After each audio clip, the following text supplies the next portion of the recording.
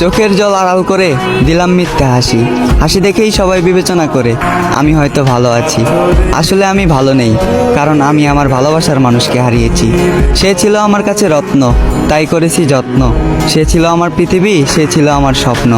তাকে হারিয়ে নিজেকে হারিয়ে ফেলেছি, তাকে হারিয়ে আমার হাসিটাকে হারিয়ে ফেলেছি, তাকে হারিয়ে আমার পৃথিবীটাকে হারিয়ে ফেলেছি, তাকে হারিয়ে আমার স্বপ্নগুলোকে হারিয়ে ফেলেছি।